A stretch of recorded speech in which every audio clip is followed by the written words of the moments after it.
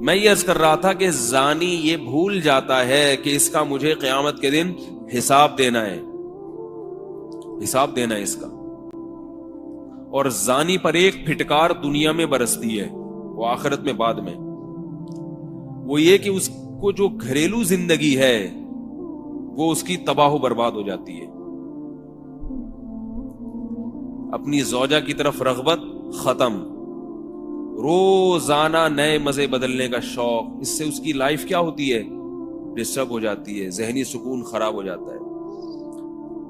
جو حلال پر قناعت کرنے والے لوگ ہیں وہ خوش رہتے ہیں، وہ دیکھتے ہی نہیں دائیں بائیں کیا ہو رہا ہے، سکون سے زندگی گزرتی ہے ان کی. اور جو یاد رکھو جو زانی ہے نا، زانی، اس کا بڑھاپا بڑا خطرناک ہوتا ہے، بڑھاپا بڑا خطرناک ہوتا ہے. نکاح کرنے والے کا بڑھاپا آسانی سے گزر جاتا ہے بال بچوں میں. زنا کرنے والے کو بڑھاپے میں شوق وہی ہوتے ہیں جو جوانی میں تھے. یہ یاد رکھو، شوق ختم نہیں ہوتا. اگر کوئی یہ سمجھتا ہے کہ جوانی میں زنا کا شوق ہے یہ بڑھاپے میں خود بخود ختم ہو جائے گا، یہ بہت بڑی بھول ہے. اگر بڑھاپے میں زنا کی خواہش ختم ہو جاتی تو نبی صلی اللہ علیہ وسلم کی یہ وعید نہ ہوتی کہ قیامت کے دن اللہ بوڑھے زانی کی طرف نظر اٹھا کے بھی نہیں دیکھیں گے. قوت ختم ہو جاتی ہے، طاقت ختم ہو جاتی ہے، خواہش ختم نہیں ہوتی. اور اس سے بڑا عذاب کیا ہوگا کہ ایک چیز کی خواہش ہے مگر اسے پورا کرنے کی قوت نہیں ہے. کسی چیز کا دل چاہ رہا ہے آپ کا، مگر آپ اس خواہش کو پورا کر نہیں سکتے. یہ تو 24 گھنٹے کی ٹینشن ہے یا نہیں ہے؟ کیوں نہیں سمجھ میں آ رہی بات بھائی؟ خواہش ختم نہیں ہوتی بوڑھے میں اگر اس نے جوانی میں اپنے آپ کو کنٹرول نہ کیا ہو. جس شخص نے جوانی میں بدنظری نہیں چھوڑی، آپ اس کا بڑھاپا دیکھو، بڑھاپے میں بہت خطرناک نظر باز ہوتا ہے، وہ بہت خطرناک ہوتا ہے. اور پھر اس بدنظری کی پھٹکار اس کے چہرے پہ بھی پڑتی ہے، اور توبہ کی توفیق پھر اکثر نصیب نہیں ہوتی.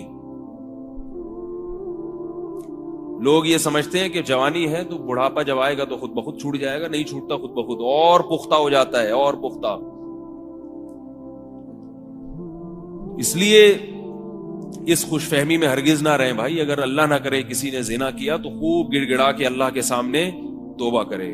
وَلَا تَقْرَبُوا الزِّنَا إِنَّهُ كَانَ فَاحِشَةً وَسَاءَ سَبِيلًا. فرمایا زنا کے قریب بھی مت پھٹکو، قریب بھی مت جاؤ. کسی عورت کے ساتھ تنہائی اختیار کرنا اسلام میں حرام ہے، کسی عورت کے ساتھ.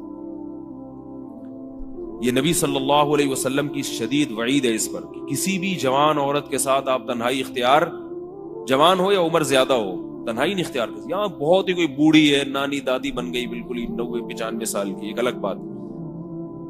جوان عورت ہو، 50-55 سال کی عورت بھی جوان ہی ہوتی ہے. آپ اس کے ساتھ تنہائی اختیار بولو نا بھائی نہیں کر سکتے. لفٹ میں بعض دفعہ ایسے ہوتا ہے، کہیں بلڈنگ میں آپ جا رہے ہیں، کوئی خاتون چلی گئی لفٹ کے اندر، آپ باہر آ جائیں، آپ نہ جائیں، موقع تلاش کر رہے ہوتے ہیں.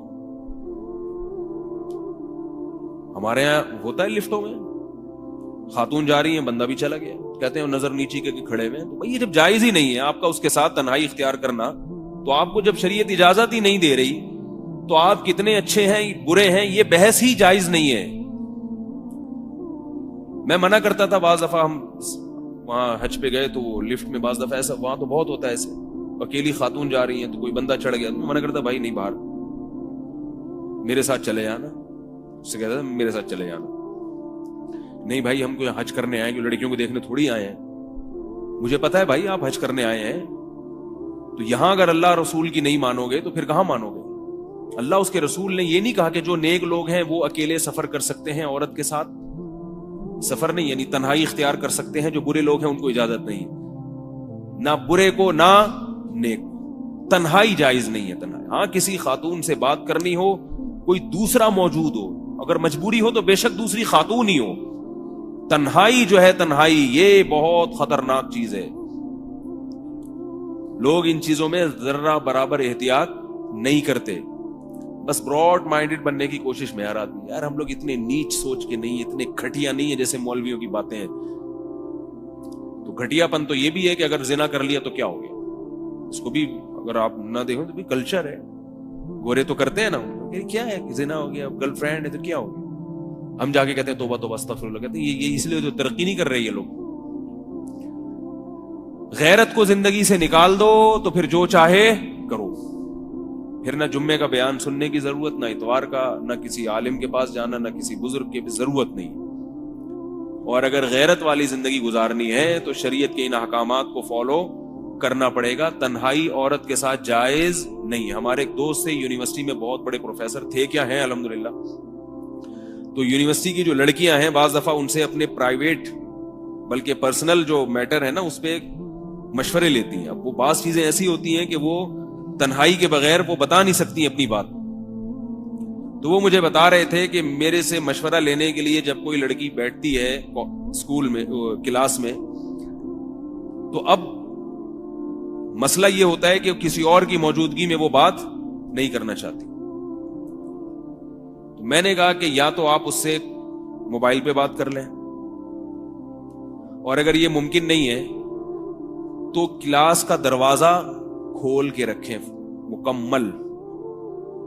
اس سے بھی یہ مجبوری کی بات ہے, مجبوری میں اس سے بھی تنہائی بولو نا بھائی ختم ہو جائے گی. دروازہ کھلا ہے تو پھر ہم سب آ رہے ہیں جا رہے ہیں دیکھ رہے ہیں.